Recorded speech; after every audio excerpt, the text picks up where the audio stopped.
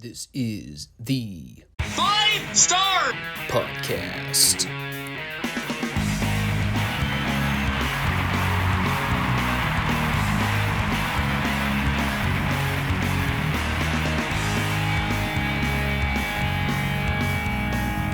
Let me talk to you.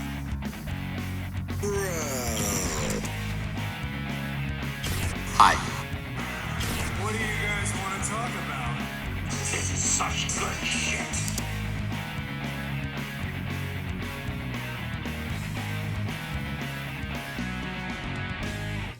Thanks, guys. Back to you. Defective coffee mugs. My favorite. Alrighty. I've now taken at least 4 attempts to start this recording. First 2 times my voice wasn't cooperating, so I just canned it. Third time's a charm for a lot of people out there. Not for me. Got about 5 minutes in and people started banging on walls across the hallway. So that ultimately didn't work. So we're going for 4. 4 times a charm. Let's see if we can get through more than 10 minutes without something going horribly awry. Welcome one and all to the Five Starr Wrestling Report. I've now said that exact same verbiage several times over now. Kind of over it. But I have to power through and see if we can at least get past the introductions for this part of the show. If you are watching for the first time, you know what to do there. Subscribe, comment, like. You can also check us out on Rumble if you so choose. We are in for a pretty unique Monday show this week. We actually have 2 semi-pay-per-view specials to cover. We have the Elimination Chamber Premium Live special that took place over the weekend in Perth, Australia. And we also have this NXT Arrival special as part of the Retro Review series. So a lot of things to juggle on today's episode. I am expecting this one to go a little longer than normal, so we'll try and get through the recaps as quickly as we can. I did want to mention something off the top here. I have been contemplating going through some formatting changes again with the channel. Nothing is set in stone yet, but let's just say my Fridays might wind up becoming a little busier than normal. There was some stuff that came up in my work life that made me start considering scheduling adjustments. And that may entail bleeding over into my Fridays, which is usually my day off. Again, nothing fully committed yet. And I'm not going to scrap the Friday shows or anything like that. But there may be a slight delay in when those podcasts go up. Haven't decided yet. I'm usually good about getting them uploaded between like that noon and 2 o'clock window in the afternoon. But I need to see how things shape up for the remainder of the year. Hopefully I can make a decision before not too long. But just something to be on the look for. So, with that said, now's probably a good time to get into this Elimination Chamber recap from Saturday. Figure we may start there and get the modern wrestling talk out of the way first. So me trying to stream this show on delay while it was still live was a nightmare. You know, on top of the fact that I'm actively trying to avoid opening internet tabs in the event that people are already posting spoilers and results, and like trying to box myself in as much as possible.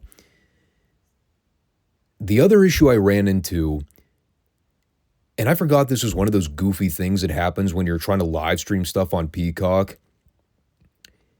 Apparently there's a particular time window you have where I think it's if you try to rewind something beyond the 2-hour mark, you won't be able to scrub past that certain point. Like, okay, I started watching the show at 7 o'clock. Apparently the show started at 4 Eastern instead of 5. But for some reason, I couldn't get the scroll bar to go to the very beginning of the show. Like, it kept starting me midway through hour one. So I had to watch the show in its entirety and then go back and catch everything that happened prior to hour one. So I guess you could say I wound up watching the show forwards and backwards by the end. The things I go out of my way to do for you people. The moral to the story is Peacock sucks. It's garbage. And I hope the owners get their balls nailed to a step stool. And if by happenstance there's a female executive that runs the ship, then we'll have to think of another analogy. Be that as it may, well, this Elimination Chamber show certainly was a thing that happened. Again, the big selling point was the fact that it took place in Perth, Australia. Not that the card was all that strong or that it justified the show going 4 fucking hours. But they were in Australia. And that kind of seems to be WWE's MO with a lot of these international shows, doesn't it? Doesn't matter what the card is or what star power they have lined up to work the event. It's all about the spectacle. It's all about the atmosphere of those large, hot crowds. And then once you get over the 30-second wow factor of the great production value, then you're left sitting there for another 4+ hours wondering, all right, cool. What else you got? Well, fortunately for me, my time is precious. And because I had the luxury of watching a lot of this event on delay, I could also fast forward through a lot of the crap that I wasn't interested in. And it actually worked in my favor here, because remember when I mentioned that I had to go back and rewatch chunks of the first hour after having already seen the middle to the end portion of the show? Well, it turns out the first match in the card was the Girls' Elimination Chamber match. And that was good enough for me to say, perfect. Glad to know I didn't miss anything important. I mean, I had totally forgotten about the fact that they even booked a girls' chamber match for this show. I tuned out most of the qualifying matches on SmackDown. Never even registered that they had a men's and a women's Elimination Chamber match booked. I should probably know better by now. And they do it every fucking year with all the other gimmick matches. War Games, Money in the Bank, Royal Rumble, Survivor Series, Hell in a Cell. Should have figured the chamber was going to be part of the equation. So, I'll just go ahead and read you the results here. If you actually have the patience to sit through the whole thing in its entirety, God bless you. I don't have that kind of tolerance.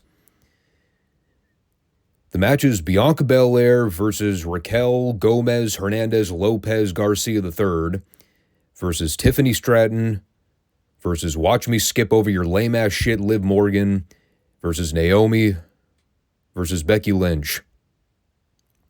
And about 30 minutes after they rang the bell to start the match, Becky finally pinned Liv with a manhandle slam after Liv had rolled out Bianca in one of the clunkiest schoolgirl spots I think I've ever seen. And that was just me calling out a bad spot in the last 15 seconds. I can only imagine what the previous 30 minutes encountered. So at the end of the day, really didn't even need to go back and watch Hour 1, because it was totally meaningless. And that's also me discounting the pre-show match, where apparently there was another girls' match involving the Kabuki Warriors. So in essence, if you bought a ticket to watch this show live in Australia, you had basically gone the first 2 hours and saw nothing but tits and ass in a wrestling ring. What the fuck happened to pro wrestling, man?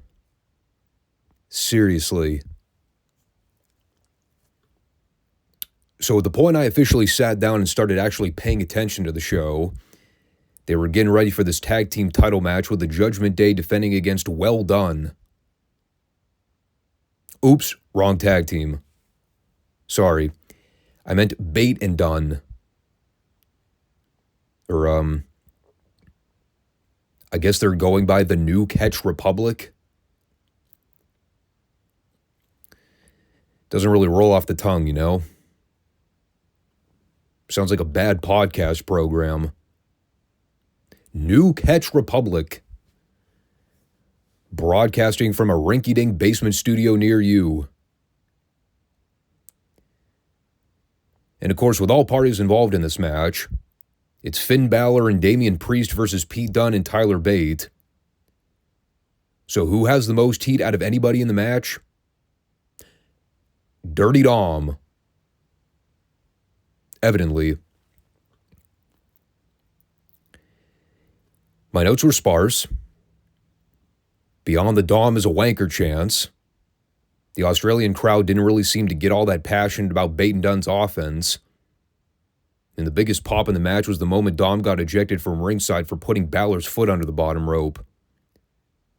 And that got a bigger reaction than any of the moves here. And like I'm trying to think of the best way to describe this without immediately pooning it for being too indie. But at the end of the day, man, I think that's probably the best way I can sum it up. I didn't really hate the match or anything, but it had a lot of the problems I complain about when it comes to a lot of modern wrestling. Guys kicking out of everything in the book, way too much focus on moves and spots and not really trying to work any kind of story or drama. You know, in the case of tag team wrestling, too many backslap tags and four-way spots where, you know, the ref just stands there and doesn't even attempt to administer a 5 count. And there were a lot of sloppy moments here, especially toward the end. Like the big one that stuck out was the spot where Priest was going for the Razor's Edge on, I think it was Dunn. Might have been Bate. Who gives a crap?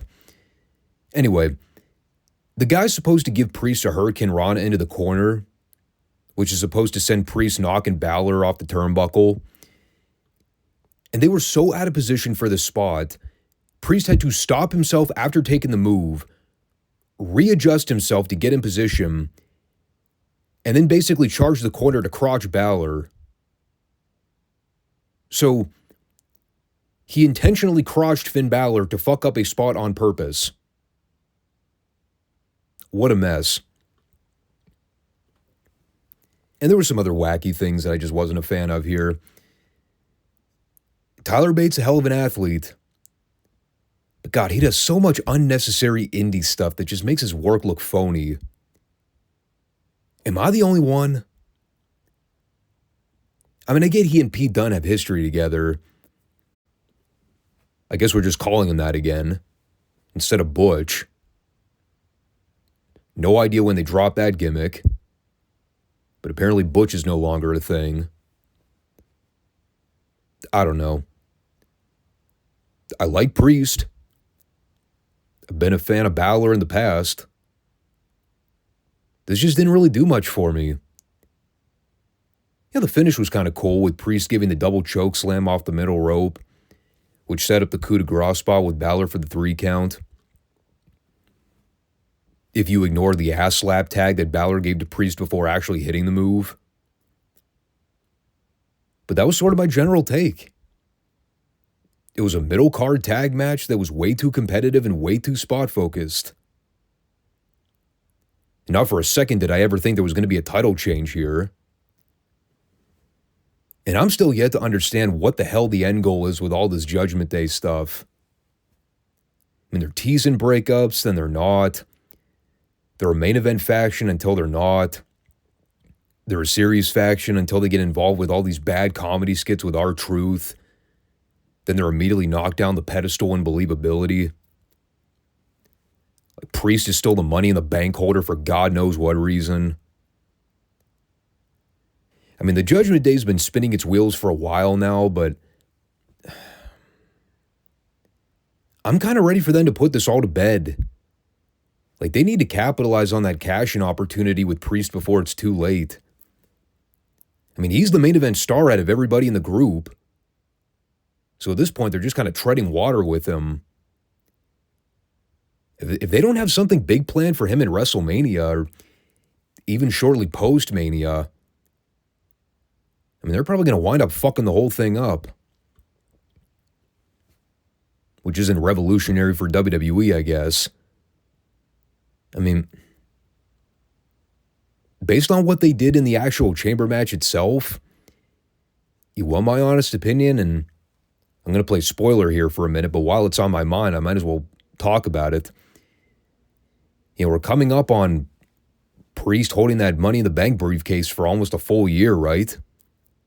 I don't foresee Drew McIntyre beating Seth Rollins. So maybe they are going to do some kind of cash-in deal where Rollins is going to retain somehow over McIntyre, but because he has that leg injury right now, maybe that'll be Priest's opportunity to cash in the briefcase and win the belt. Again, that's speculation, but I don't know, dude. I'm yet to really understand why they even put the briefcase on him to begin with. I don't know. Again, it wouldn't be the first time WWE's blown opportunities. But if I'm supposed to have faith in this new regime, they better start proving their worth sooner rather than later. So far, I've been less than impressed. Speaking of guys I've been less than impressed with,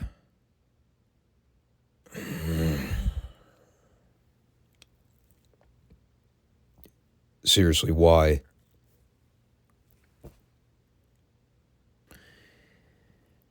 Well, I think we figured out the reason the show went 4 fucking hours. It's just one of those things where they have to break up the flow of these premium live specials. And we've already established that the only thing keeping people's attention with WWE anymore are the talk segments. They're the most highly rated segments on the TV shows. People love them some promo banter. So why not? Why not have a completely worthless, hollow talk show segment featuring everybody's favorite collective waste of human plasma, the Aussie icon Grayson Fodder? This fucking generic Walmart greeter-looking nobody. And of course, it defies all character logic. He's supposed to be a heel in the States, but because they're in Australia, of course, he's going to be massively over. Meanwhile, Austin Theory is still playing second fiddle to him. And if that isn't bad enough, having to suffer through more Grayson Fodder turn the channel heat, one of his guests for this segment, another turn the channel heat personality, even though I think he's supposed to be a babyface, Seth frickin' Rollins. The guy whose theme music is more over than the actual personality.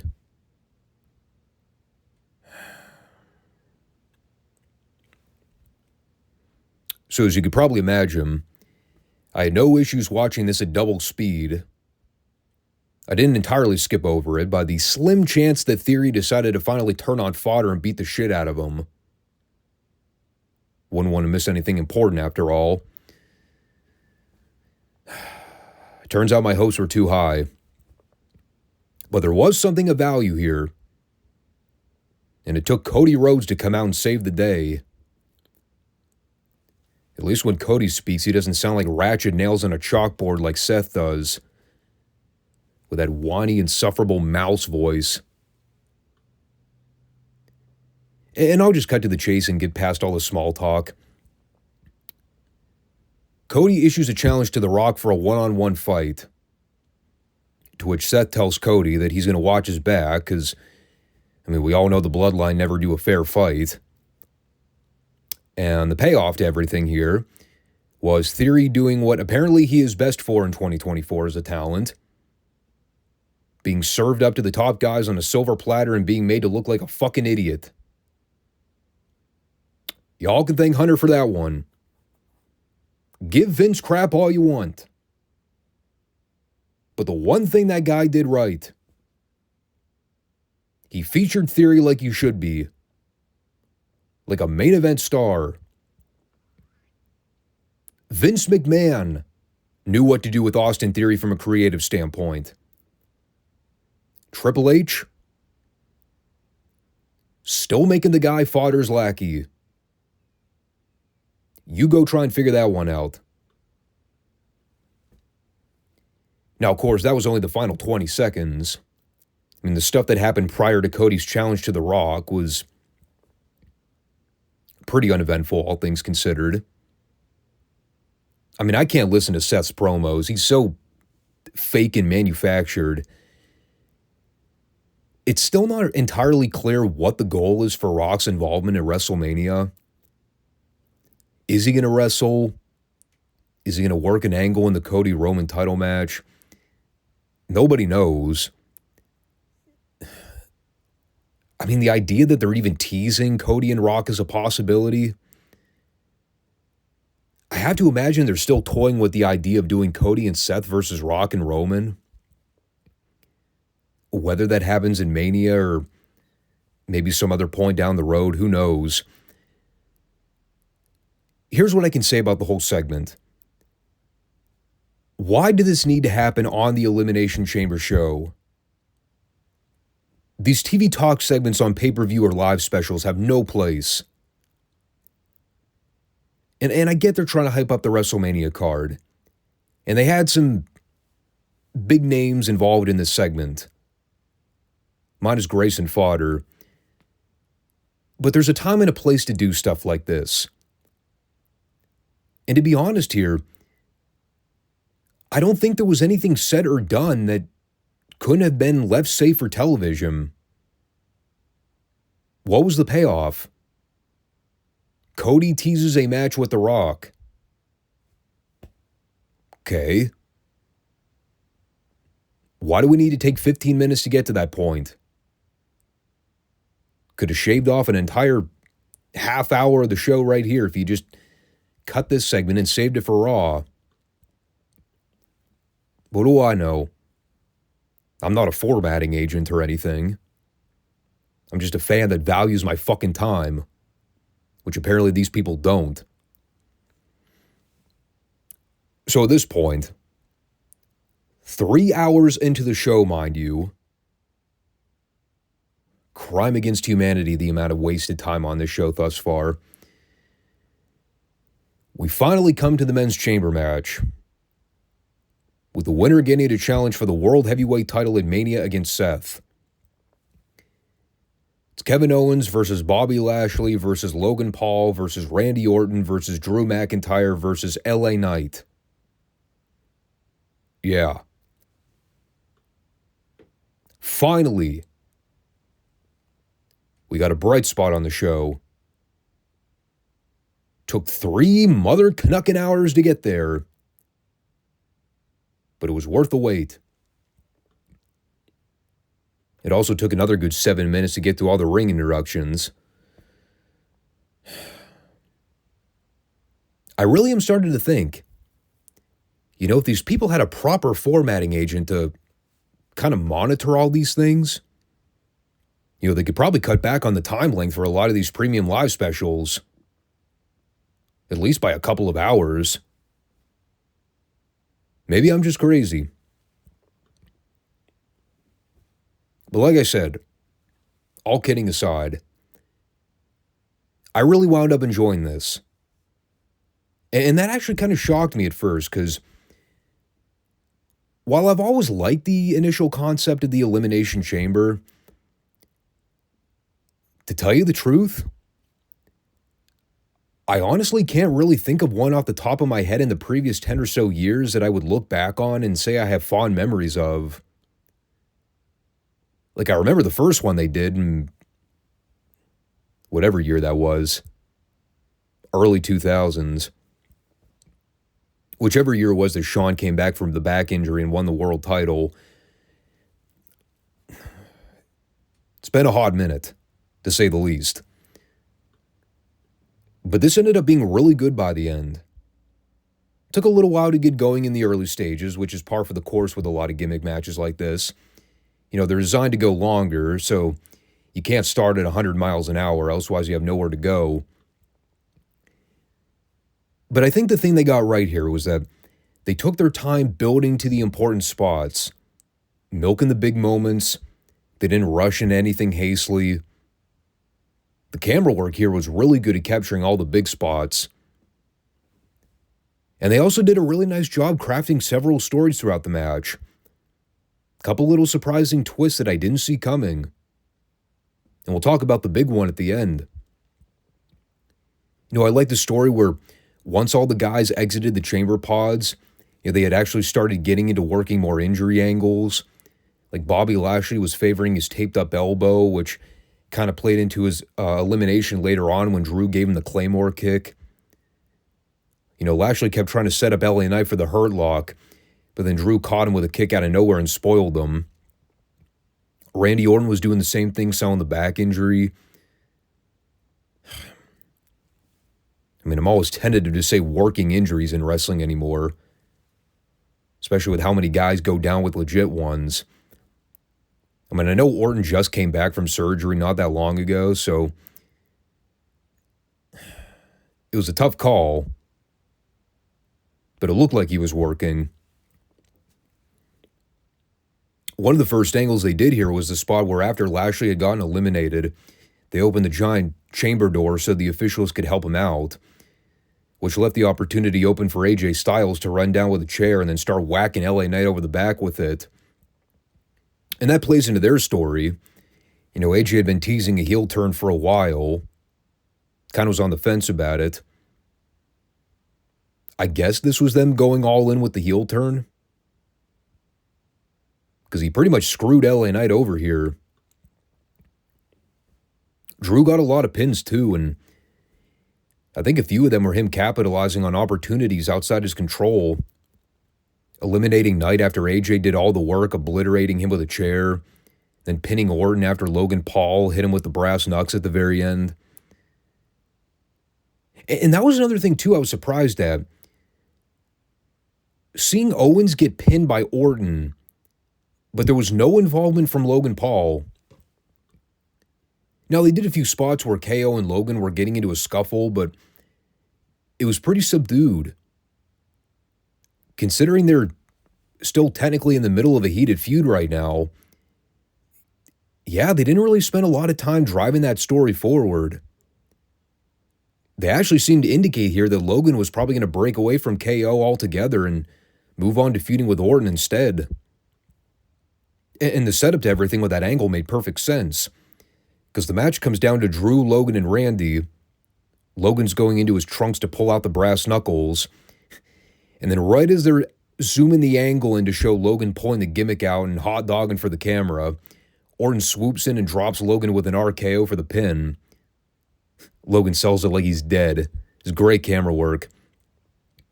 Fans all chanted, "Thank you, Randy," which I thought was funny. And so it comes down to Orton and McIntyre as the final two. They do the setup where McIntyre is about to hit the Claymore, but Orton collapses. So while Orton's struggling to get to his feet, he ends up surprising McIntyre with an RKO from out of nowhere. And they're about to give you that teaser that he's about to pull the miracle of a lifetime by fighting through the back injury and getting the big crowning achievement at the end. But that damn no good, evil, nasty Logan Paul comes in, clocks Orton with a brass knuck shot from behind. Orton goes down in a heap. Drew drapes the arm over Orton's chest. 1, 2, 3. And everyone goes, "Fuck you, Logan, fuck you." Awesome finish. And it was a great lead into WrestleMania if that's the direction they're going to go. And again, going back to what I was talking about with the twists and turns they took here, this was one that I was not expecting. Logan Paul versus Randy Orton. That never even crossed my mind as a possibility, but it makes sense based on everything they did here. Because if LA Knight's going to be going after AJ Styles, you got to give Orton someone to work with. Logan Paul ain't a bad option. And for the U.S. title, too, that could be very interesting. And obviously, Drew versus Rollins was the thing they were teasing ahead of time. So the actual finish didn't really come off as shocking with Drew going over. But the angles interspersed in between, that was all well done.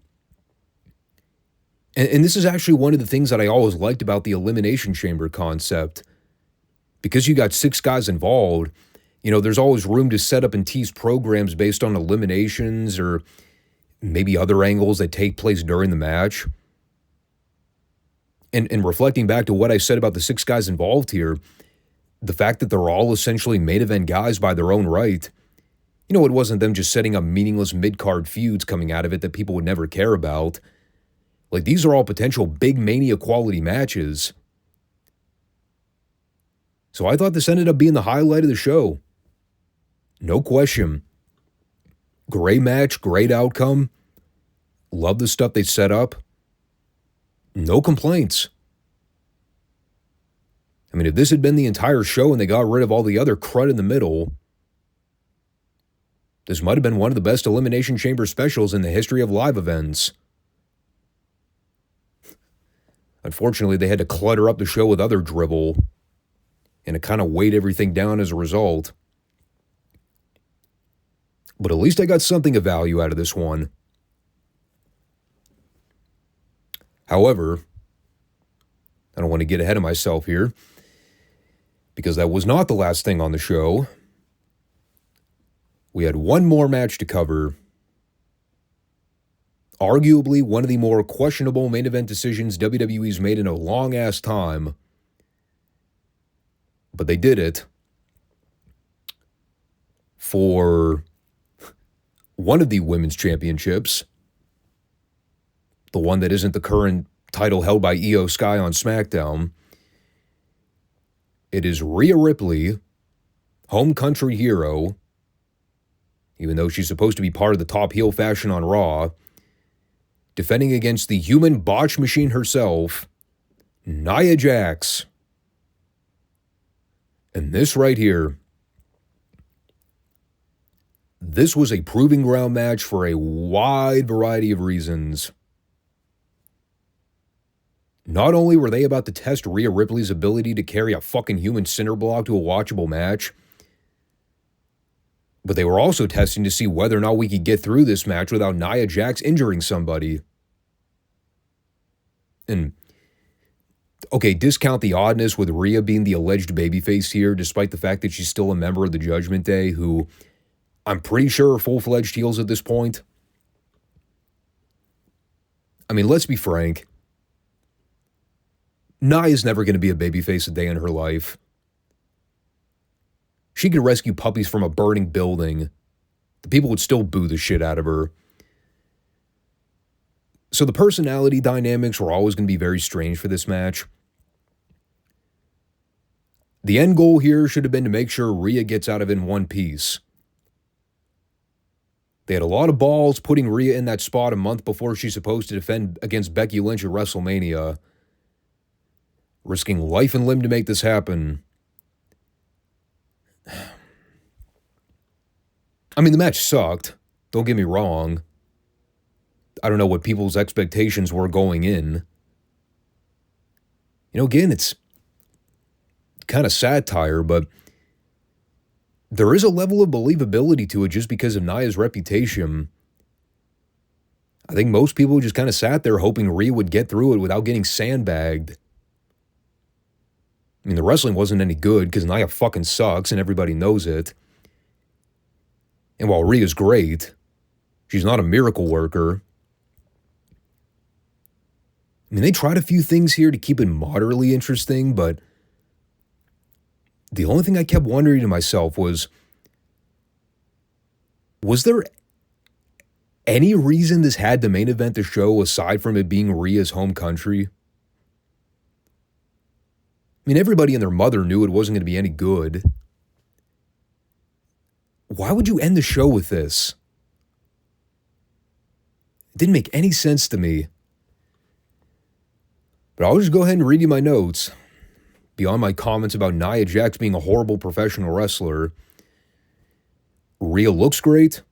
Sells great, bumps great, does just about everything right 100% of the time. Nia moves like she's wrestling in quicksand. I mean, they fucked up one of the first spots they tried where Rhea went to give Nia head scissors into the corner, but Nia just sort of stumbled forward into the ropes and then leaned into the corner. Later on, they did the announce table spot where Nia gave Rhea an elbow drop. That looked like pulling teeth trying to execute that. Rhea gave Nia a superplex, which looked relatively okay, although I've seen better. And Rhea finally won with a riptide in a match that I will never remember again for the rest of my life. That was more or less the extent of my note-taking. If there's anything I missed in between, feel free to chime in and let me know what wonders I failed to mention. But I got nothing else. But this would now set up Rhea versus Becky at Mania. Presumably that'll be a babyface match. Unless Becky winds up going heel somehow. I mean, I can't imagine they're going to revert back to trying to make Rhea a heel in that situation. But who even knows anymore? It's an interesting match on paper. Not really something that jumps out to me like the Bayley-Io match does, because, I mean, at least there's some story history behind that. What's the story with Becky versus Rhea? Aside from them billing it as mommy versus the man. You know, I hate to say it. Some people might rake me over the coals for it. I've been a fan of Becky Lynch in the past. But she's been an afterthought in the last few years. I kind of forgot she existed. You know, ever since she came back from maternity leave, she's just kind of there. I mean, they did the thing with her and Trish last year, which was just okay. Didn't tear the house down. She hasn't really been factored into the title picture. And we've already seen that story before. It's not like they're reinventing the wheel or anything. The whole Becky Lynch climb to the top of the mountain. Do we really need to see it again? What about someone new? And you got other girls you could give that spot to instead. I know Jade Cargill's probably a long shot right now, but it'd be more enticing than Becky Lynch. I guess we'll see what the end game is, but, you know, by the time they rang the bell to actually start the final match in the show, I was just kind of ready for the whole thing to be over. Maybe that's the crusty side of me talking as a fan. But that's all I really got with the Elimination Chamber show. The men's chamber match was really good. And everything else was everything else. I mean, the girls' chamber match I didn't watch because fuck that noise. The tag title match was what it was. If you're into the indie spots and the flashy moves, you'll probably have a stronger attachment to it than I did. The Rhea Ripley-Nia Jax match was more of a blessing that Rhea got out of there unscathed. Plus that talk show segment in the middle that just took up way too much time and didn't even need to be there to begin with.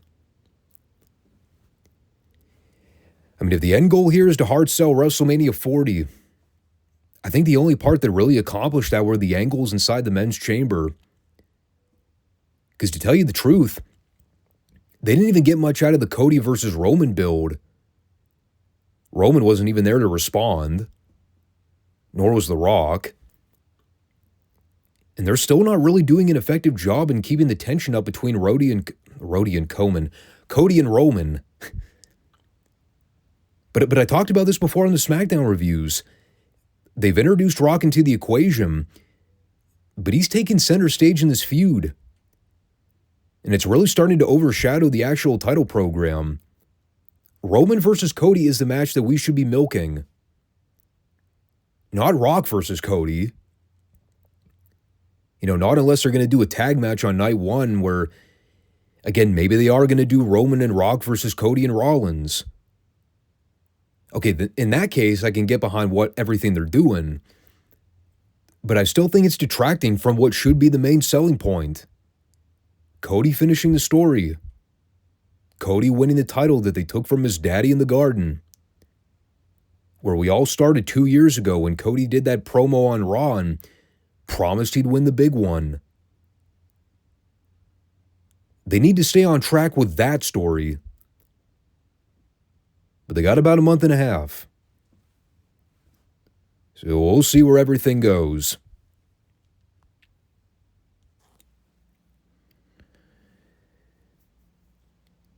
So now that we got the modern wrestling talk out of the way, we can move on to the retro portion of the Monday podcast with Retro Raw. So much enthusiasm. And as the show becomes more and more of a mess with each passing week, the arena lights get darker, talent morale continues to sink, technical glitches become more prevalent. Actually, I think that was just a coincidence this week. But it was quite fitting. And then there's Lex Luger, who I can't even begin to describe the levels of fucks this guy no longer gives. If I said he's completely given up trying, I think that still might be underselling his mood. This guy has completely and utterly stopped giving a fuck. I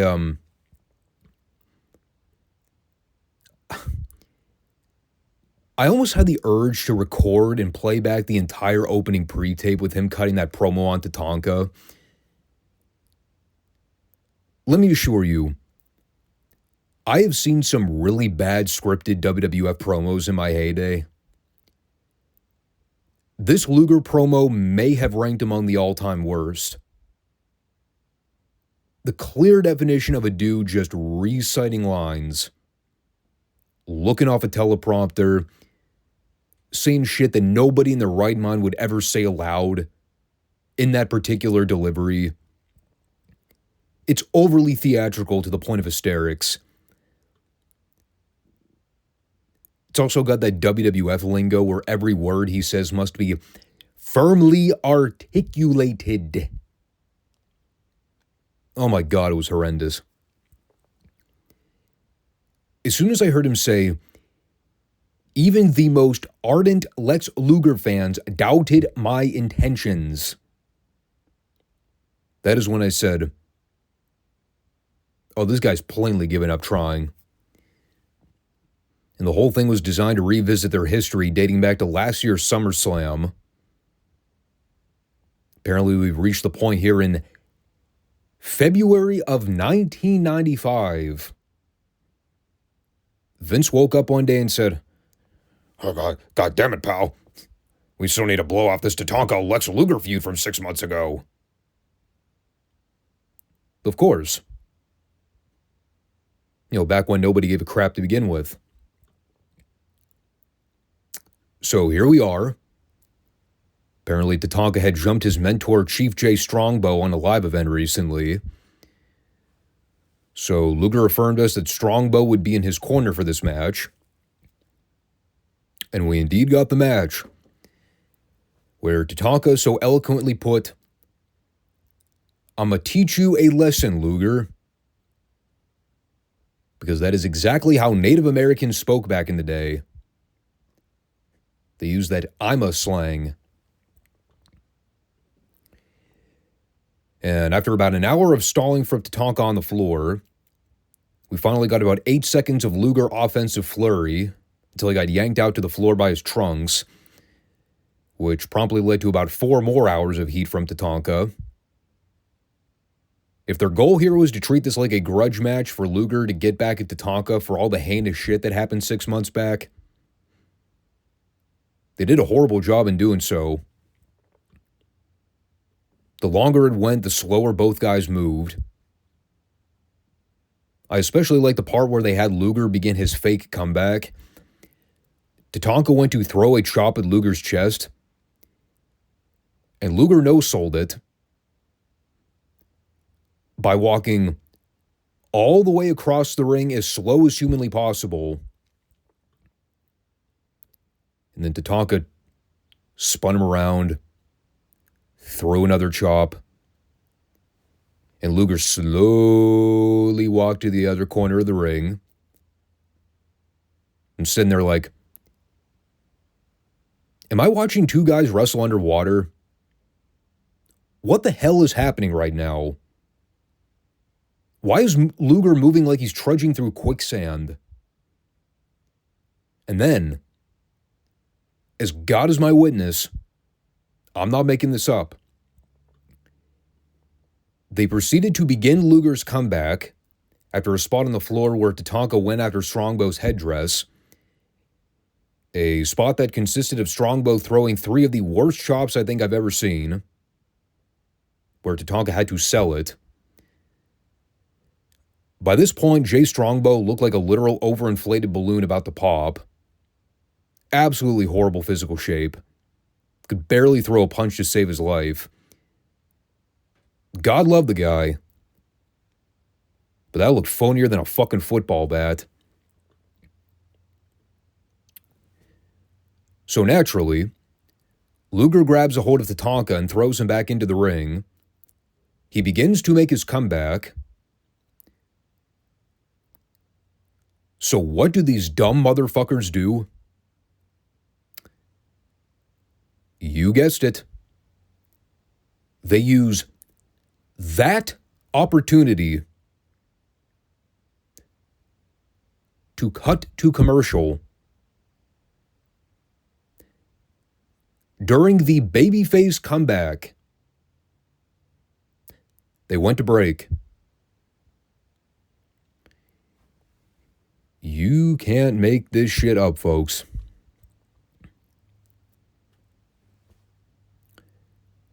So when they come back, thank God Luger was still at least in control.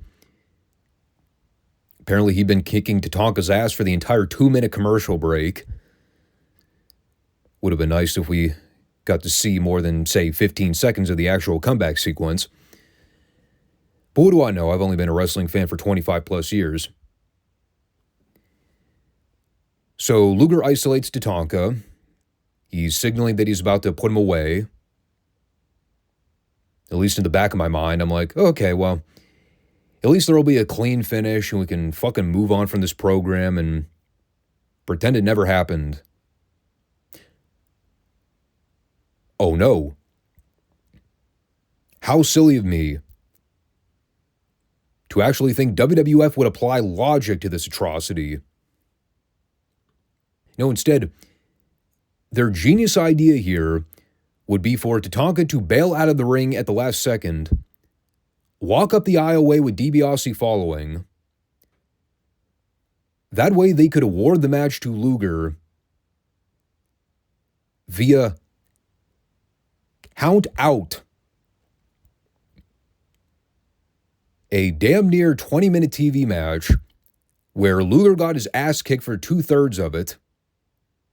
Also, they could lead to a finish where Luger wins via countout. I wrote in big bold letters, fuck you, WWF. If I actually had the strength to scream in rage, I would. But then I thought, should have known better than to think they would actually have the babyface go over clean. I mean, we all know Vince didn't give a crap about Lex Luger at this point in 95 anyway. So why am I shocked he didn't have Luger get the pin? Unbelievable.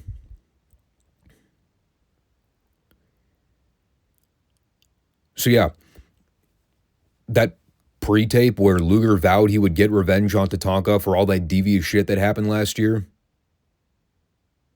Well, that was a lie. It's great. You love seeing it. Baby faces who make promises they can't keep.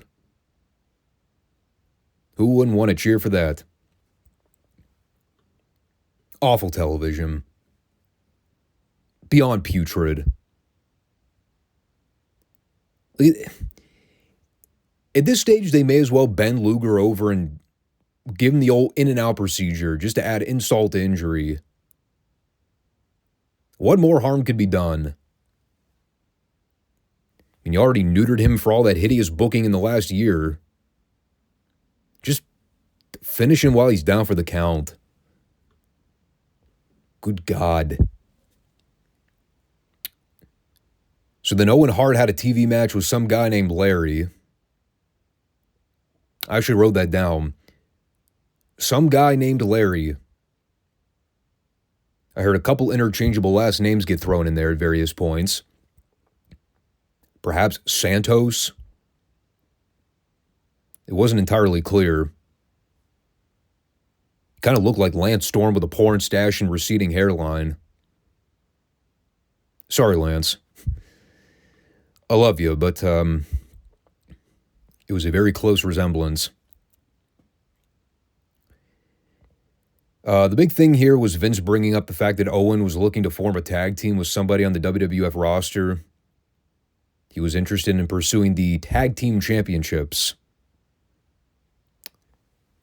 We'll talk about that more at a later date. In an ideal world where the business didn't totally suck at this point, I would say that was a pretty standard Owen Hart squash match. But because of how wretched things were in 95, this was easily the best thing on the show by a country mile. Not even close. An Owen Hart squash match. That is how low the bar is right now. Not even a reasonably good Owen Hart squash. This was just run-of-the-mill. But he went over with the sharpshooter. And that brought us to the featured portion of this week's program. An advertised TV appearance from Lawrence Taylor to speak on all this Bam Bam Bigelow story.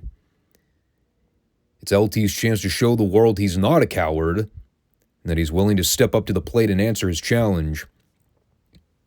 So, well, a few things he addressed here. He made a snide joke about Bam Bam losing to a 13-year-old kid, in reference to Sean Waltman. Said that when he bought a ticket to the Sun Dome to see the Royal Rumble, he was just there to be a fan. Just trying to be a casual fan watching the show and have a good time like everyone else. But then Bam Bam got involved and made it personal. So, I mean, the main message, I'm not going to spend copious hours breaking the dialogue down. The main premise was whatever decision LT makes in terms of answering Bam Bam's challenge, it'll be on his terms. So, of course, they have Bam Bam on standby listening in on commentary. And he basically tells Taylor that he'll be waiting at the Harley-Davidson Cafe. If LT has the nuts to show up, he can pick a fight with Bam Bam there and do it like a man. And essentially, Taylor walked off without really giving any definitive answer. I mean, all things considered, LT's delivery wasn't terrible.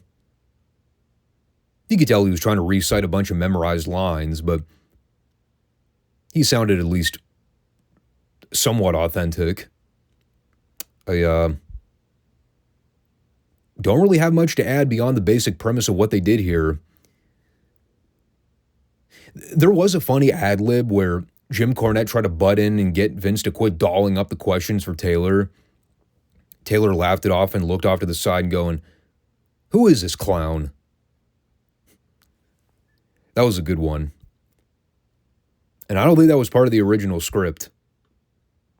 But LT delivered it perfectly. Corny just no-sold it and carried on. But, That seems to be the direction they're leading this. The Harley-Davidson Cafe. That is where we might see the face-off between Bam Bam and LT. Be there or be square. Where is the Harley-Davidson Cafe? Probably should know that. Harley-Davidson Cafe. Apparently well, there's a couple different locations, actually. There's apparently one in Glenshaw, PA. Interesting. There's also one in New York. There's one in LA. There's one in Washington. Maybe Bam Bam should have been more specific there. On the topic of clowns, we unfortunately had to be subjected to Doink and Dink's garbage this week. And it's all the usual horse shit we're used to seeing with these guys. Dink interferes right in front of the official the whole time. It's never a DQ when it obviously should be. There was a completely random chunk in this match where Vince and JC were trying to amuse themselves by bringing up stats on the overweight American population, which then sent Corny into a tirade about all the doctors he sees, up to and including his general practitioner, who had apparently been on record for amputating the wrong leg on a patient. But Corny was okay with this because he was a nice enough guy. And this conversation went back and forth until Corny finally screamed, "What are we talking about?" To which I said, "I don't know, Jim. I gave up paying attention to the show 30 minutes ago. I'm surprised you were still with it by this point." Doink won with a whoopee cushion. Sound effects and all. You know Vince popped a Woody there. And that brought us to a very apropos main event for this week's Raw. It is Kama versus Ken Raper.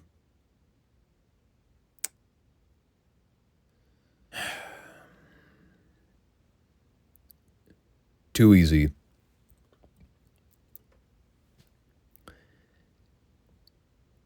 Well, we had some more fat jokes here. Vince was very liberal with throwing those comments out of Corny this week. After doing the promo plug for the upcoming Tech Wars episode, Vince told JC that his grand prize for the announcement was a Weight Watchers program. To which Corny said, "I'm not overweight. I'm just under tall."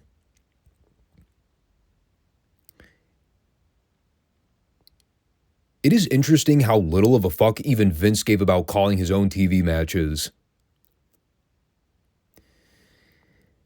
There was a point here where Kama looked at the floor cam and screamed, "I want competition." My comment was funny, because I want your stupid gimmick to go away. The closest teaser we got here was Corny offering his Mantar as a probable opponent for Kama. Competition? Maybe. A compelling match that people would be clamoring to see? Not a fucking chance. So after several more minutes of Kama toying with this guy, he finally won with a submission hold. I was bored to tears watching this live, as was everybody else, including the announcers. The only other thing I wrote down for this week was the split screen interview they shot where Davey Boy was teasing the match next week with Shawn, which kind of plays into their story from what happened at the Royal Rumble.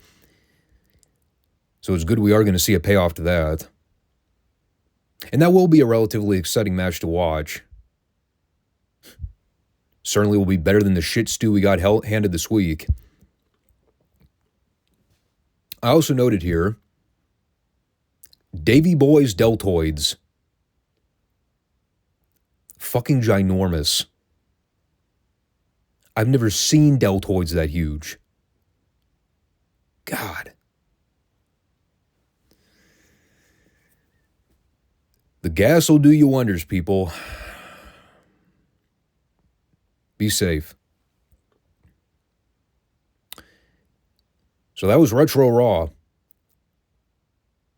Horrible. Not even worth diving into any further detail. Just another bad show amidst the sea of all the other bad Raws we've seen throughout 95 thus far. And we're in what? Month 2? Closing in on month 3? This is all pre-WrestleMania, people. This is when things are supposed to be exciting for the company. Just wait until post-Mania, brother. We are in for a rude awakening. Well, here we are. As I scroll down the page here to my NXT notes, kind of realized we reach a marquee milestone here in the history books. The first NXT TakeOver special. Kind of seems weird to think we've already reached this point in the Retro NXT review series. And this was the very beginning. What started as a series of specials they ran back in 2014 when they kickstarted all this, ultimately wound up becoming their own little unique brand of pay-per-view events later on, once they really started to catch fire with the fans. And, there was sort of a demand from the market for them. And I thought it was kind of interesting.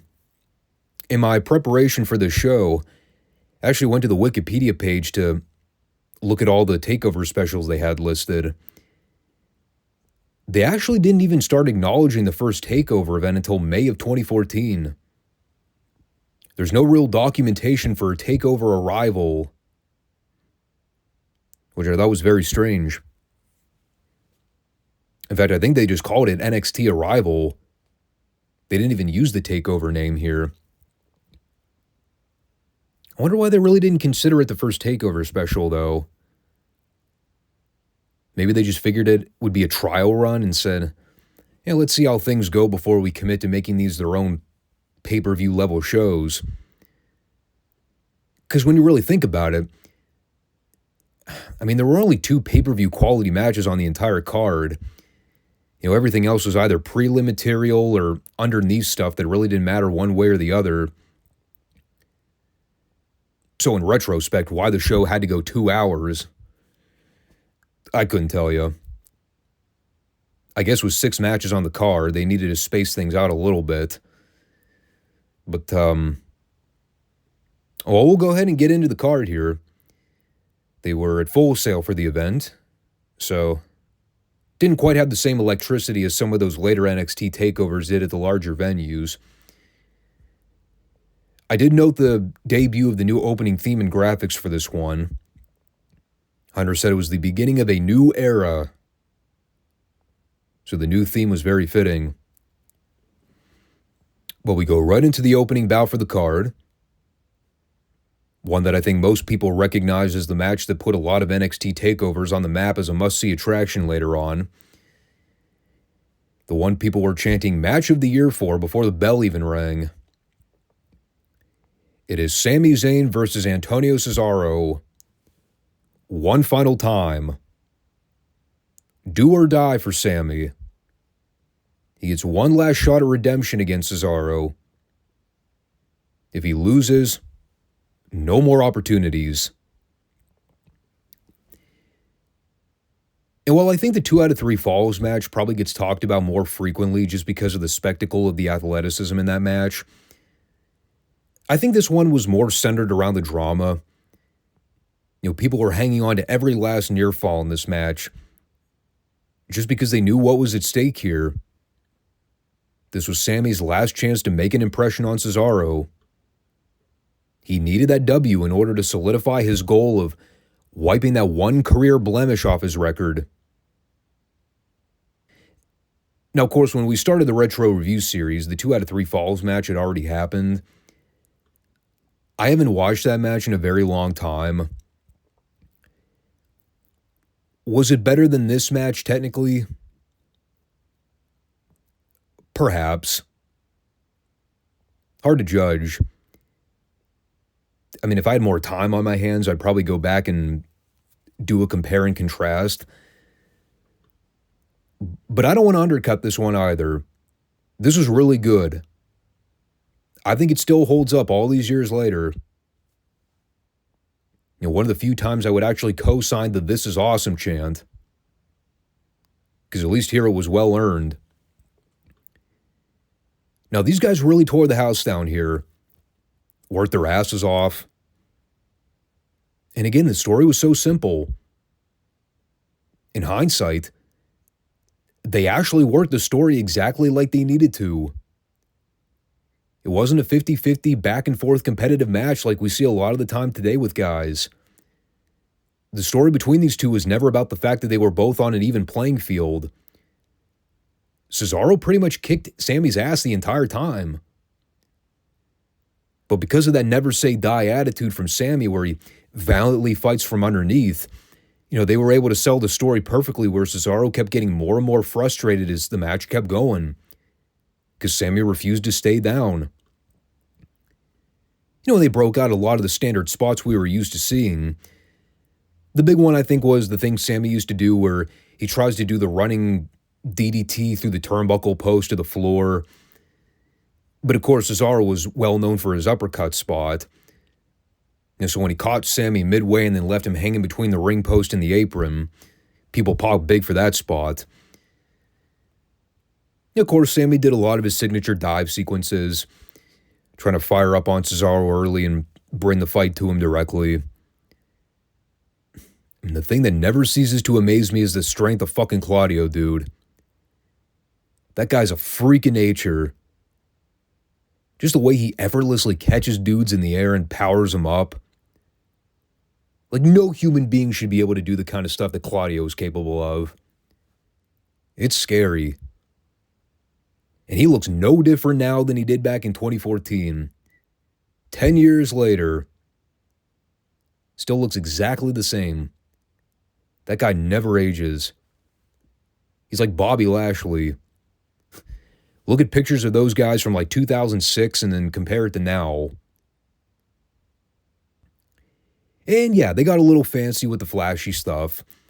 The Ricola bomb into the Hurricane Rana spot was probably the most notable. But they never got out of hand with anything. And that's what I liked about this. It was a modern wrestling match that I could get behind because it never got ridiculous. They had a logical story where Cesaro worked over Sammy's previously injured knee, which, Sammy kind of ended up no-selling it during the comeback, but I won't hold it against them. I did get a little motion sick during the Cesaro swing spot. That's the old classic WWE camera work where they have to rapidly zoom the camera in and out for added effect. The only effect it had on me was giving me the urge to vomit. God, that shit was annoying. Now, I like the deal where Cesaro kept giving Sammy the flurry of uppercuts, yelling for him to stay down. Sammy kept fighting back up to his feet. And they built to a nice series of near falls during the comeback. People were hot for that. You know, and again, it wasn't totally ridiculous. They monitored what they did.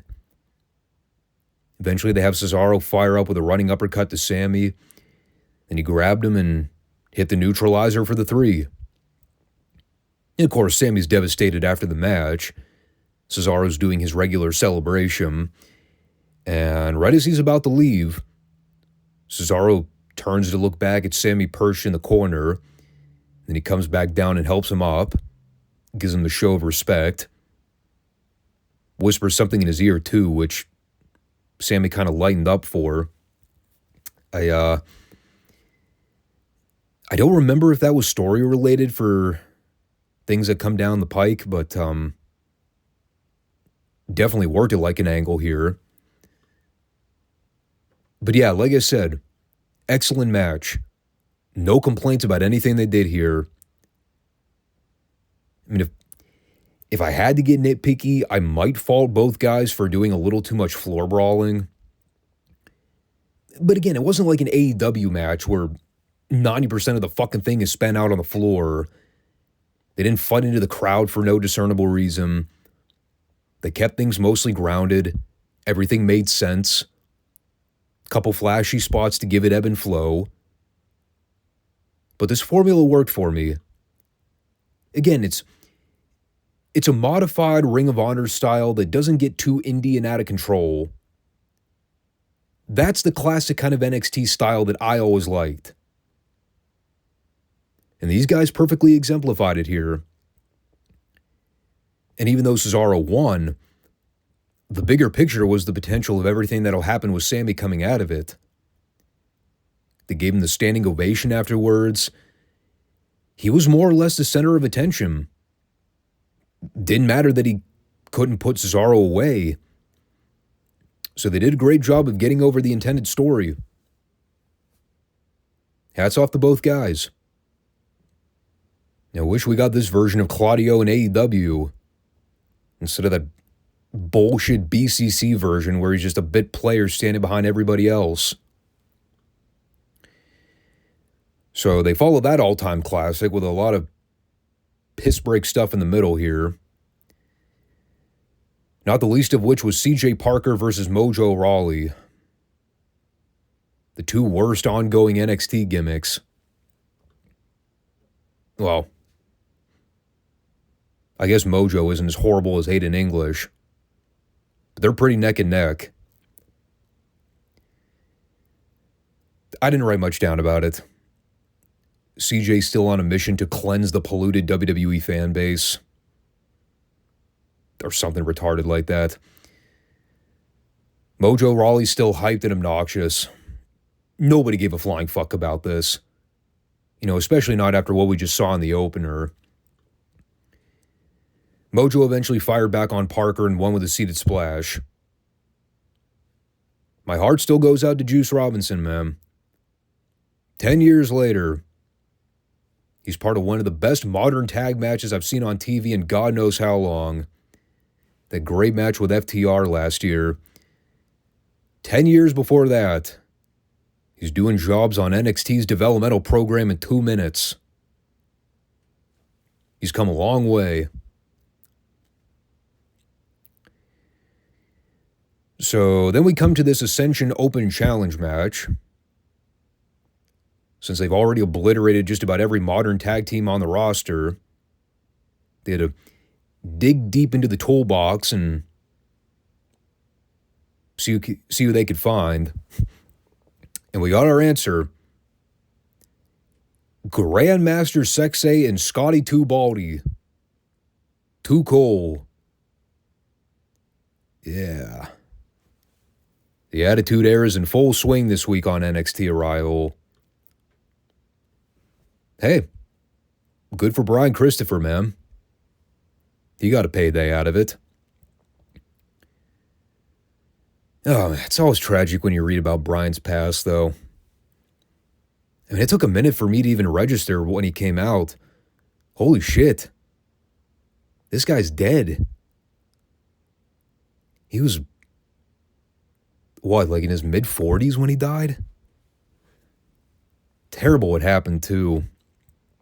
I mean, if you read up on that story, if you can stomach it, it's really dark. But I won't get too in the weeds with that. Obviously, the thing with Scotty, people loved seeing the worm spot. And with or without hair, he could still do the whole rigmarole. It's the dumbest fucking shit ever. But the people always mark out for it, so I won't kill it too hard. Got over for its time. I'll just have to completely ignore the fact that it exposed the business. I mean, I can't really say they looked particularly great here. They were in shape. But, I mean, Connor and Victor pretty much killed them. Hit on Christopher for a while. Quick little flurry of offense from Scotty during the comeback. Now, he actually did some nice stuff there. I can't totally discredit him. I did like this too. His tights read Worm Crossing. No idea why I thought that was so funny, but had a good laugh at that. They also killed the worm spot with the heels cutting off Scotty before he could drop the fist. The hell, man? These people paid a ticket to see one thing. They fucked it up. Yeah, so the heels cut that off. They knocked Sexay off the apron so they could put away Scotty with a fall of man. But, they got about 99% of the worm spot in. Discount the actual culmination. So boo the heels for spoiling the fun. But the Ascension retain. I guess you would call that a career highlight in the record books. Defeated a certified tag team from the Attitude Era. Sure. I mean, to a lesser extent, Too Cool were over. They were big stars. They did some good stuff with Rikishi. I don't ever remember a single of their fucking matches, but I remember the dance. It was fine for what it was. But it goes back to my original comment about how the Ascension just kind of have blown through just about every tag team they have. They don't really have a lot of suitable options to go with in terms of long-term programs. So a lot of their segments wind up getting chalked up to this. The Road Warrior formula, where they just kind of smash over dudes. Not saying it doesn't work, but eventually you had to figure there was going to be a end game to that, right? So, from there, well, we eventually got the Divas title match with Emma and Paige. But first, we had to get a little virtue signaling in there from the boss's daughter, Stephanie. And my God, dude, I forgot just how fucking bad this shit was around this period. Here's a trip down memory lane. Y'all remember when that hashtag Give Divas a Chance bullshit was getting rammed down your throat left and right? Guess who was front and center pushing that agenda nonstop? Stephanie McMahon. She was the equal rights propagandist for WWE during this time. And it was just as infuriating and cringe as I remember it being at the time. Couldn't escape it no matter how much we tried. The other thing, too, I forgot just how unpopular Stephanie was with the crowd. She had that Brandy Rhodes go-away heat. People never gave Hunter a hard time. Stephanie McMahon, though, boy howdy. These people are not a fan. So she's out there doing her corporate WWE spokesperson garbage. Saying she's proud to be a McMahon. There's a comment that didn't age well. She also said she's proud to be a woman. Ugh. That's when I said, here we go. Buckle up. Here comes the fucking equal opportunity, equal rights spiel. It's the fucking 1920s all over again. Oh, women are great. Women are wonderful. They need equal opportunity to shine, just like the men on our roster, because women power, women beautiful, blah, blah. How many times have we heard that fucking speech over the years? And of course, Stephanie has to hog the spotlight, physically grabbing the Divas bell and holding it overhead, standing there towering over Paige and Emma, making them look like pipsqueaks. So, well, here's the deal. I've been actively tuning out a lot of these girls' matches on the NXT shows, mostly because a lot of them are rotten and they all involve Summer Rae. That said, if we're going to hashtag give Divas a chance, well, I at least owe it to the alleged top girls in the division to give them a chance. Impress me. And I've talked about it before. I was never a Paige or an Emma fan, but I can at least recognize that they were far and away better athletes than fucking Summer Rae. Summer was visually appealing to look at, but, I also understand I'm supposed to view these women as athletes now and not sex objects.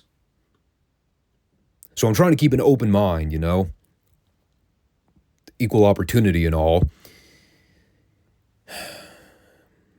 Would have been easier to take seriously if the match didn't instantly begin with a sloppy catfight. It'd also be nice if we got matches where the girls and guys didn't actively name moves after themselves. With some of the worst puns I've ever heard. The page turner. The dilemma. Fuck, dude. Who are we appealing to here? 60-year-old dads? White dads at that. All right, fine. I'll get off my soapbox. Try to be serious for a minute here. Was the match any good? Not really. Was it horrible? Not really. And for the time, it was probably the closest thing we saw to reasonably good female athletes trying to do legit pro wrestling. At least within the previous 7 or 8 years. Right before Johnny the Pervert took over as the head of talent relations and spent the better part of the mid-2000s hiring a bunch of swimsuit models who didn't know shit from apple butter about the business. The hard thing about watching this for me is that I really wasn't ever clear on who the babyface and who the heel was. And that was always my complaint about this from the moment this feud became a thing. When they were building this up on television, both girls were seemingly babyfaces. Paige was acting a little more catty than Emma here, so I assume she was trying to work more heel. But then again, they kept referring to some of Emma's previous promos where she kind of went into this match figuring she was going to win anyway. So they worked the story here where she was a little arrogant and pompous. So I had no idea who I was supposed to cheer for. I did laugh at the spot where Emma gave Paige a powerbomb out of the corner. The people started heckling Dave by chanting, "Better than Batista." Yeah. I think this was the year all the Bryan Danielson drama went on before WrestleMania. Didn't they have Batista win the Royal Rumble and people totally revolted against them? It's basically the same situation we're dealing with in 2024 with The Rock. The people wanted Cody Rhodes over The Rock to headline Mania for the world title, so when they even hinted at the idea it was going to be Roman and Rock, people all turned on Rocky and started booing him. So that was funny here. They took a powerbomb spot and immediately saw it as an opportunity to potshot Dave. Poor guy. Most of the match was fairly basic. Again, no real comeback or anything from either party. Just kind of a series of moves until Paige caught Emma with a PTO for the submission. I think the bigger story here was everything that happened afterwards when Emma sold the loss. And she kind of had that look where she was contemplating a heel turn, but didn't fully capitalize on it. They did the little hug embrace spot, but Emma was kind of iffy about it. I know she eventually turns heel down the road and kind of does away with the whole bubbly personality thing, and I'm glad she did because I thought that always sucked. That might be coming up sooner rather than later, though. To be continued there. It's weird, though. I seem to remember people raving about this match back in the day. People kind of refer to it as one of the matches that put the girls' division on the map in NXT as the real deal. Ugh. I didn't see it. Again, I never thought all that highly of Paige or Emma's work to begin with. I always thought they were both kind of overrated. But I also get the mentality of this was probably the best thing that people had seen from a girls' match in a long time. So it might have registered differently at the time than it does now. Because I will say this, women's wrestling has come a long way in the past decade. I would say the matches are considerably much better now than they were 15, 20 years ago. I don't really think that can be argued. I'm still not really blown away with a lot of modern women's wrestling, but okay, if you want to say this was sort of a milestone-defining moment for women's wrestling, sure. We can roll with that logic. Again, it wasn't a bad match, just not really something I would consider memorable or standout. Personal preference, I guess. Nor would I really consider the next match on the card a memorable or standout moment. Well, it was supposed to be a match. Kind of ended up turning into an angle by the end. Tyler Breeze versus Xavier Woods.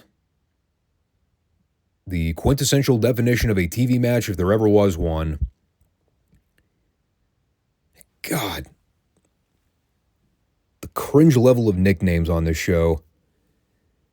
They just get worse and worse and worse.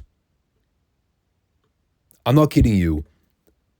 With a straight face, Tom Phillips had to recite all of Breeze's nicknames, including Prince Pretty, the King of Cuteville, the Sultan of Selfies.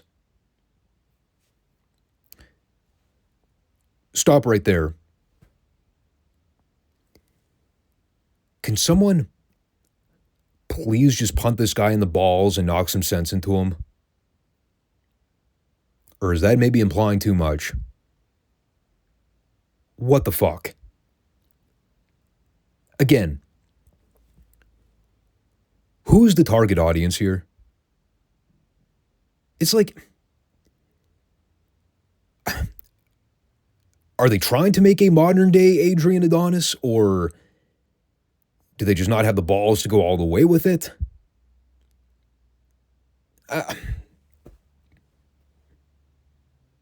Well, anyway, we don't get the match. What ends up happening is right before they're about to ring the bell, here comes Rusev to immediately lay waste to everybody. I'm pretty sure by this point, Rusev had already debuted on the main roster with Lana. But, they still had him pop in every now and then to work a few matches. I don't really know what the point of it was, other than to maybe give Rusev some main roster momentum before they eventually fed him to Super Cena and neutered his WWE career.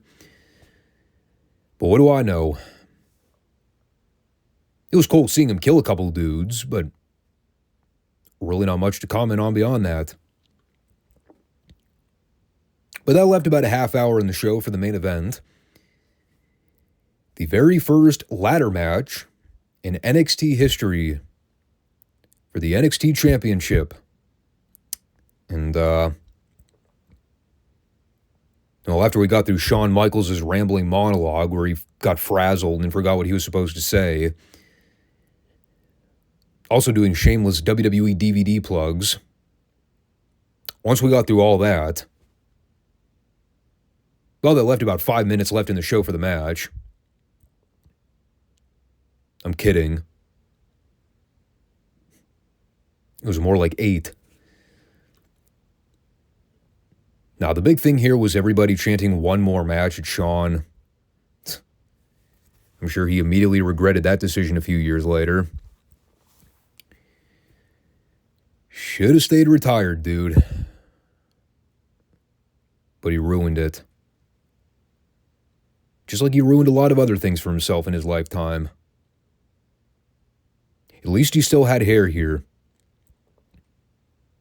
Can't do much about the lazy eye. But he still had a full head of hair. So, it's Bo Dallas versus Adrian Neville. And, well,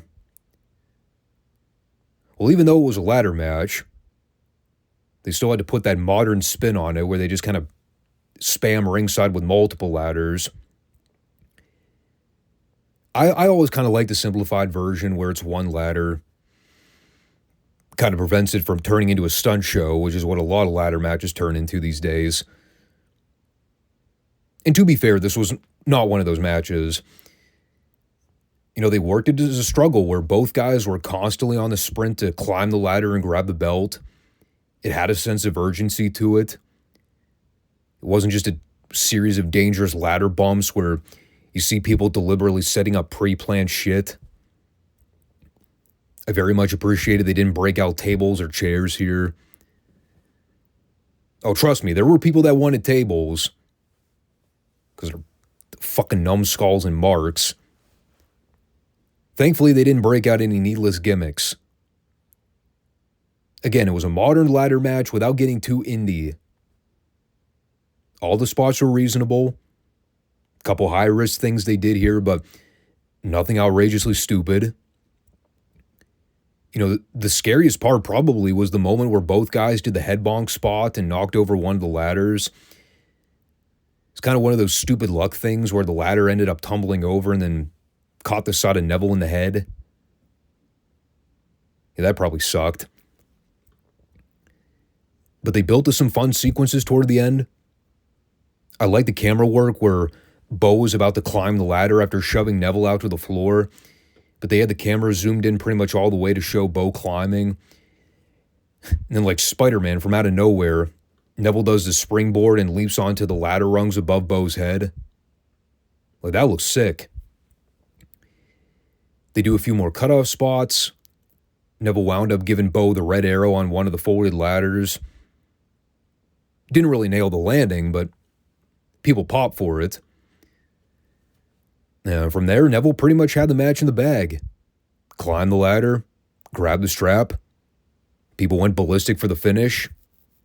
So it got over in Full Sail. I think the people were just finally glad to see Bo lose the NXT title. It wasn't Sammy that did it, but they were fine with Neville being the guy to finally dethrone him. And they had the big moment where Neville's sitting atop the ladder holding up the title. They have all the smoke drop from the ceiling there. Pretty big moment. You know, again, I mainly appreciated that they at least worked it like a professional wrestling match. Yes, they still incorporated ladders into the mix. You know, but it wasn't just a random flurry of spots or stunts. It wasn't people cooperating with one another to set up obviously choreographed shit. Both guys worked smart. People enjoyed it. Yes, there's always an element of risk involved when you do these matches, but it was sensible. And I don't know off the top of my head who they had as agents back at this point. You know, whether Dusty was fully working with these guys on all the key spots. But I wish more modern ladder matches were like this one. You know, I wish the boys were smart enough to understand that you don't need all the tables and chairs and trash cans and all the other hokey ECW shit to make ladder matches enjoyable. Just make it look like a struggle. Make it look like a race. Make it look urgent. Make it look legit. Don't make it a fucking Home Depot seminar. It's not that hard. It worked for Razor and Shawn twice. But the main story coming out of this is that we have a new babyface champion on top. And we're still going to have Bo around for a few months after this. But, you know, we'll start to see them kind of phase him out and eventually set him up for his main roster flop. You can blame Vince for that one too. And for the meantime, we'll carry on with Neville as the top champion.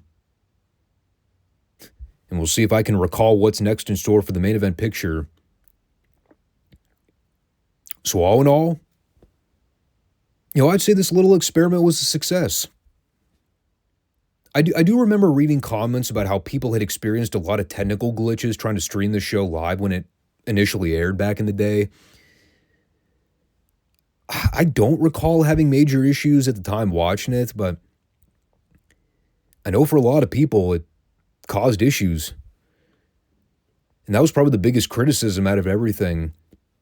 Just the bad streaming service.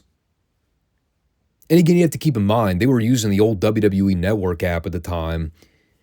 You know, it's not like we were dealing with top-of-the-line streaming platforms. I mean, Christ, how many times do people complain about Peacock being absolute garbage? But, you know, I think a lot of the critics even said it was a very enjoyable event. Again, I can't justify the length. Like 2 hours is kind of ridiculous. Especially when you factor in that 3 of the 6 matches were just meaningless squashes anyway. One of which didn't even get off the ground. That would probably be my biggest qualm. Too long, unreasonable, given the actual card and who was booked for the show. But, yeah, the Cesaro-Zayn match was outstanding. The girls' match was fine. Not horrible. Just kind of there. And the ladder match was very good. With a very satisfying payoff. So I'm a nice guy. I'll give the show a thumbs in the middle, slightly leaning upward. I think in retrospect, it's probably a little overrated. But again, you know, we're speaking in hindsight here. Given the state of where the business was in 2014, just the lack of any reasonable competition from outside parties, well, I could see why people latched onto NXT as the secondary alternative. People wanted quality. And the bottom line is the main roster wasn't really providing that for a lot of fans. Especially the hardcores. Because they were still watching heavily at the time. But because AEW didn't exist, who were the hardcores mainly watching outside WWE? What companies were out there on the market that were any suitable competition? TNA? I don't even think they were on the radar at this point a decade ago. Ring of Honor was just kind of spinning its wheels. I mean, New Japan didn't really take off until about a year or two later when the Meltzer cuck started propping it up as the greatest thing since sliced bread. And that's when you got guys like Kenta and Shinsuke Nakamura signing with WWE, and people kind of opened their eyes to the international market a little bit more. And like, yeah, I mean, the indies existed, but the fans still wanted stars. And the thing is, we're kind of getting to the point now where you're going to see WWE start to take a lot of those indie guys and sign them up to contracts. And I think that's why people naturally gravitated to NXT, because even if you were a fan of Ring of Honor at the time, WWE was offering those guys big contracts. So the hardcores, if they were a fan of a certain guy, yeah, of course, they were going to jump on board and see how their career would turn out in WWE.